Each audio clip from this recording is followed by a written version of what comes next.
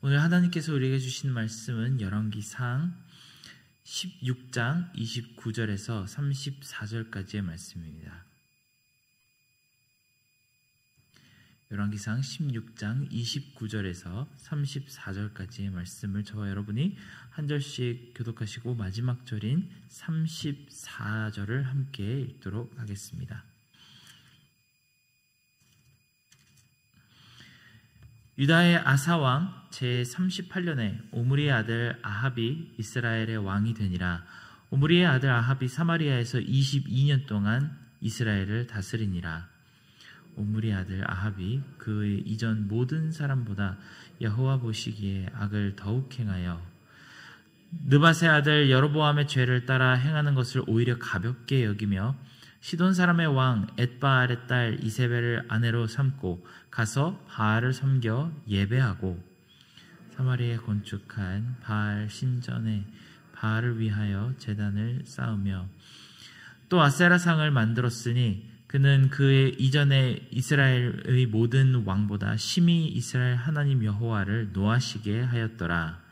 그 시대에 베델 사람 히엘이 여리고를 건축하였는데 그가 그 터를 쌓을 때 맏아들 아비람을 잃었고 그 성문을 세울 때에 막내 아들 스굽을 잃었으니 여호와께서 눈의 아들 여호수아를 통하여 하신 말씀과 같이 되었더라. 아멘. 오늘 읽은 말씀부터 시작해서 이제 열왕기상의 기록은 클라이막스로 올라가고 있습니다. 이스라엘 역사상 최악의 왕이라고 잘 알려진 아합 왕의 통치 시기가 이제부터 등장하기 때문입니다. 우리는 보통 문학에서 클라이막스를 정의를 할 때 가장 극도로 모든 갈등이 최고조에 도달하는 시기를 클라이막스라고 합니다. 그런 의미에서 본다면 이제부터 우리가 읽어나갈 이 아합 왕의 이야기는 정말 클라이막스라고 부족하지 않습니다. 또한 아합 왕의 통치 기간에 있었던 이 역사적인 사건들은 영적인 암흑기에 대처하시는 하나님의 사역을 이해하는 데 굉장히 큰 도움이 되기에 열왕기의 기자들도 무려 6장에 걸쳐서 아합 왕의 통치 시기를 기록합니다. 이 면면을 보면 우리가 굉장히 역사적인 랜드마크가 된 그런 사건들을 앞두고 있습니다.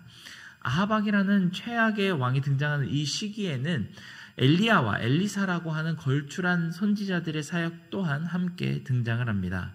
그 당시에 선지자들의 사역이 극도로 위험하고 모진 핍박에 시달렸지만 성경을 통해 이야기를 살펴보면 우리 마음에는 큰 도전이 되고 은혜가 될 만한 일도 많았다는 사실을 우리는 살펴볼 수 있습니다. 또한 이러한 영적인 흐름을 통해서 한 국가의 운명이 어떻게 변화하는지 우리는 살펴볼 수 있습니다. 모든 것이 통치자들과 권세자들의 손에 의해 결정되는 것 같지만 사실 하나님께서 운영하시며 결정하신다는 사실을 우리는 이 기록을 통해 잘 알 수 있습니다. 우리는 이 기록에 등장하는 많은 선지자들의 대언과 그 대언이 토시 하나 틀림없이 그대로 이루어지는 것을 통해 하나님의 주권이 그 가운데 있다는 것을 직시할 수 있게 됩니다. 방금 제가 이 장면이 클라이막스 그리고 그 갈등의 최고조라는 말씀을 드렸죠. 그러면 이 스토리에서 갈등을 가지고 서로를 대적하는 그 주인공들이 누구일까요? 우리는 이 스토리를 보면서 그것을 주변 적대 국가와 정적들 그리고 다른 여러 이익과 관점을 가진 세력들이라고 생각하기 쉽습니다. 한순간에 아합 왕은 엘리야와 갈등을 빚고 있다고 생각할 수 있습니다. 그리고 또 한순간에는 북이스라엘과 기나긴 전쟁을 치루었던 아람의 왕 벤하닷과 그 갈등이 있다고 우리는 생각할 수 있습니다. 하지만 이 전체적인 큰 그림에서 보았을 때 이 갈등의 주인공은 결국 인간의 끊임없는 죄와 그를 대적하시는 하나님의 갈등이라는 사실을 쉽게 찾아볼 수 있습니다. 우리는 아합의 이야기를 보면서 태고 쪽에서부터 이어져 왔던 인간의 죄와 하나님의 싸움 간의 속성을 단편적으로 살펴볼 수 있습니다. 먼저 죄의 속성을 우리는 살펴볼 수 있습니다. 이 열왕기에 등장하는 죄는 마치 고지대에서 작은 눈덩이 하나를 굴렸을 때 그것이 점점 커지면서 굴러 내려가는 양상을 띠고 있습니다. 한국 속담에 바늘도둑이 소도둑이 된다는 그런 속담이 있죠.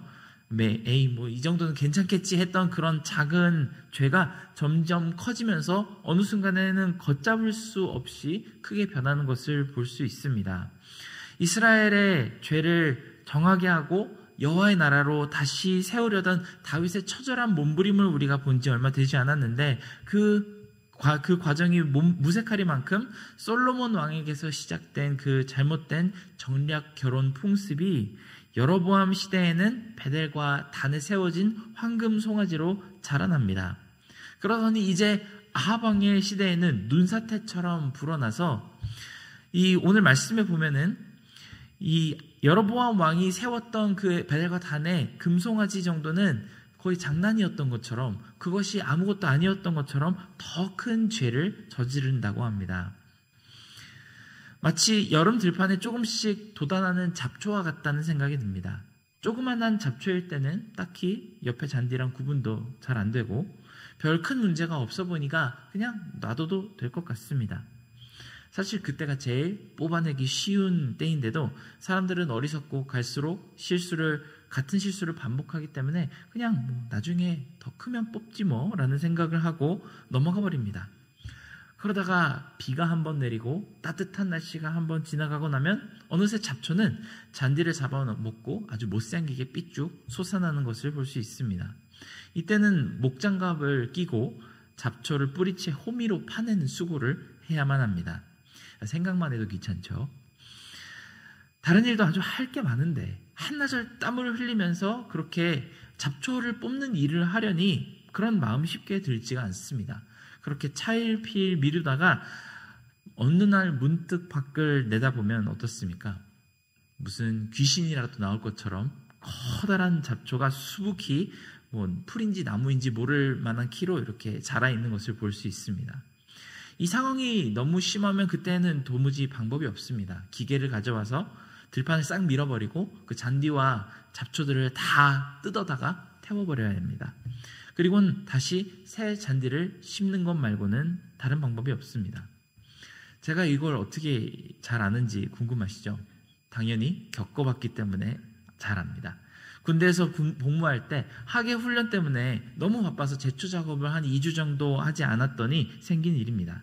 처음에 삐죽이는 작은 풀일 때는 장병들이 일렬로 쪼그려 앉아서 옥장갑 끼고 뽑으면 한두 시간이면 다 뽑을 일이었는데 결국은 나중엔 민간업체 불러서 돈도 많이 내고 시간도 많이 걸려서 처리해야 되는 아주 골치 아픈 일이 되고 말았습니다. 이 상황을 보면서 참 죄가 잘하는 것과 비슷하다는 생각이 들었습니다. 오죽하면 예수님께서 왜 알곡과 가라지의 비유를 드셨는지 바로 이해가 갈 만한 그런 순간이었습니다. 아합 왕의 시대를 보니까 어떻습니까? 아합 왕을 영적으로 볼 때 역사상 최악의 왕이 되었던 것은 자명한 사실입니다. 오늘 말씀의 30절에 보면 그에 대한 평가가 이렇습니다. 오므리의 아들 아합이 그전 모든 사람보다 여호와 보시기에 악을 더욱 행하였다고 합니다. 또한 33절에 보면 이렇게 말합니다. 그는 그 이전에 이스라엘 모든 왕보다 심히 이스라엘 하나님 여호와를 노하시게 하였더라. 하지만 아합 왕이 이렇게 되기 전까지는, 그러니까 심판을 피할 수 없을 만큼 큰 죄를 저지르기 전까지는 그 전부터 시작되었고 발전되어 왔던 죄가 있었습니다. 처음에는 아주 작게 시작했지만 나중에는 이 나라를 전부 집어 삼킬 만큼 커다란 죄악의 덩어리가 되었습니다. 우리는 아합 왕만을 보기 전에 솔로몬 시대에서부터 시작된 이 똑같은 죄의 굴레를 보며 한 가지 굉장히 귀한 가르침을 기억하며 넘어가야겠습니다. 조그맣게 반복되는 죄를 절대 그냥 넘겨선 안 된다는 사실입니다. 우리가 그냥 놔두는 순간순간 죄는 그 자리에 그냥 그 모습으로 남아있지 않습니다. 죄는 항상 크게 자라나며 우리의 삶의 반경을 조금씩 더 잡아먹습니다.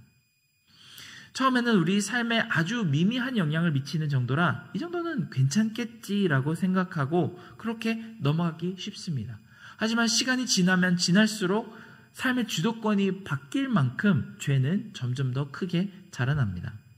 아합 왕 이야기를 계속해서 살펴보며 자주 드러나는 질문이 있습니다. 이 백성을 더 이상 여호와 하나님의 백성이라고 부를 수 있을까요? 이스라엘 영토 곳곳에 하나님을 섬기는 사람들보다 바알과 아세라를 섬기는 사람들이 더 많았다고 합니다. 그들에게 제사를 드리는 터가 더 많았으며 온 나라의 결정이 여호와의 선지자에 의해 인도를 받는 것이 아니고 바알과 아세라 선지자들에 의해 좌우된다면 더 이상 그들을 하나님의 백성이라고 부를 수 있을까요? 그리고 그것은 우리라고 다르지 않습니다. 우리가 사는 모든 시간과 삶의 노력이 여호와 하나님을 섬기는 것보다 물질과 풍요를 따르는 데 훨씬 더 많이 할애된다면 그 사람을 과연 그리스도인이라고 할 수 있을까요?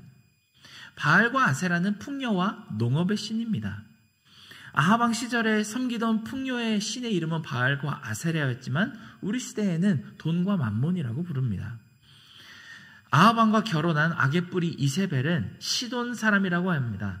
백과사전을 찾아보니까 그 당시 시돈은 현재의 뉴욕과도 같은 역할을 하는 그런 도시였다고 합니다. 거대한 국제시장이 형성되어서 무역의 중심지가 되는 그 허브 도시가 바로 시돈이었고 그곳을 다스리는 왕 엣바알의 딸이 바로 이세벨입니다. 아마 당시 국제 정세상 엄청난 권력을 가지고 있는 사람이었을 것이라고 많은 학자들이 이야기를 합니다. 오히려 정치적으로 긴 쿠데타와 내전을 겪은 오므리 왕가의 아합 왕 그리고 북이스라엘은 시돈 왕에 비하면 굉장히 약하게 약소국으로 보일 만큼 그런 상황이었을 것입니다. 그러니 아합 왕은 이세벨 왕비에게 함부로 대할 수도 없고 요구하는 것을 대부분 따라 주어야만 하는 그런 정치적인 상황이었을 것으로 짐작합니다. 그런데 어떻게 보면 우리 요즘 사람들의 삶이 이와 비슷하다는 생각이 듭니다. 하나님을 섬겨야 하지만 우리의 삶의 풍요를 위한 요구 조건을 맞추다 보니 어쩔 수 없이 온 마음과 몸과 정성을 다하여 커리어와 추가 근무에 바쳐야 하는 그리스도인들이 정말로 많습니다.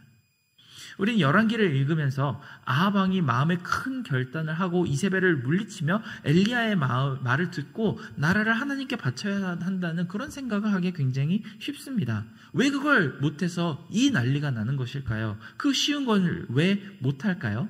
하지만 너무나도 바쁜 삶을 살고 있는 우리의 자녀들과 가족들에게 지금 너희에게 가장 중요한 것이 이 세상에서 잘 나가는 것이 아니고 하나님을 바라보는 것이다 라고 말을 하기에는 쉽지가 않습니다. 정말 어렵습니다. 하나님의 성일, 주일을 지켜야 하니까 주일 근무 절대 못한다고 선생님한테 말을 해라고, 만약 그렇게 해야만 하는 회사라면 그냥 지금부터 그만두라고 말을 할 수 있을까요? 너무 바빠서 야근도 많이 해야 되고 비지 시즌 때문에 하나님 말씀 묵상하고 기도할 시간도 조금 더 낼 수 없다고 한다면 그냥 직업을 바꾸라고 말을 할 수 있지 않을까요? 어찌 보면 우리는 아합에게 손가락질을 할 처지가 아닌지도 모르겠습니다. 아합 왕은 북이스라엘을 무려 22년을 다스렸습니다. 이 사실이 뜻하는 바는 굉장히 큽니다. 그 전에 시므리 왕만 봐도 7일밖에 왕위를 지키지 못했습니다. 자기 아버지 오므리도 그리 오랫동안 왕좌에 앉아서 있지 못했습니다. 북이스라엘은 끊임없이 왕들이 죄를 짓고 쿠데타에 죽고 새 왕가가 나타나고 또 얼마 지나지 않아서 새로운 반역자에게 왕권이 빼앗기던 그런 왕가의 전쟁터였습니다. 오므리 왕가 빼고는 2대 이후로 넘어가는 왕가가 없습니다. 하지만 그 치열한 자리에서 아합 왕은 무려 22년을 다스리며 그 왕가를 4대까지 유지했습니다. 심지어 자기 딸을 남유다 왕국의 왕비가 되어서 6년이나 다스리게 한 그 사람은 아합 왕이 유일합니다. 아합 왕 통치 시절에는 영적으로는 최악의 시기였지만 국제적으로 정치적으로 보면 아합은 아주 유능한 왕이었습니다. 그런데 우리는 그를 어떻게 판단하고 있습니까? 하나님은 그를 어떻게 보시나요? 그는 역사상 최악의 이스라엘 왕이라고 판단받습니다. 아마 그는 오랫도록 이어진 쿠데타와 내전을 정리하기 위해서 이런 결정들을 피할 수 없었다고 그렇게 변명하고 싶었을 것 같지만 이는 아무런 의미가 없습니다. 그러니 또 우리 또한 우리의 삶과 우리 자녀들과 우리 가족들의 삶 가운데서 먹고 살려면 이 사회 경쟁에서 이겨내고 위로 올라가려면 어쩔 수 없이 타협해야 하는 것들이 있다라는 말을 해봐야 아무런 의미가 없습니다.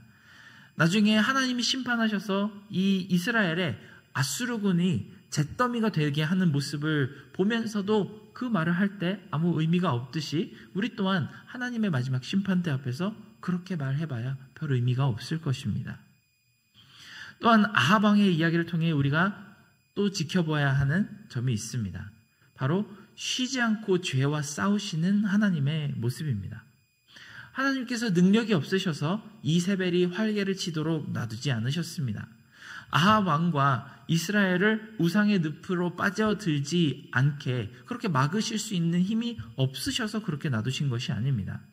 엘리야와 바알 선지자들의 대결을 보면 알 수 있듯이 하나님은 한 방에 악한 세력을 쓸어버리실 힘과 능력이 있으셨습니다. 그런데 왜 그렇게 하지 않으셨을까요?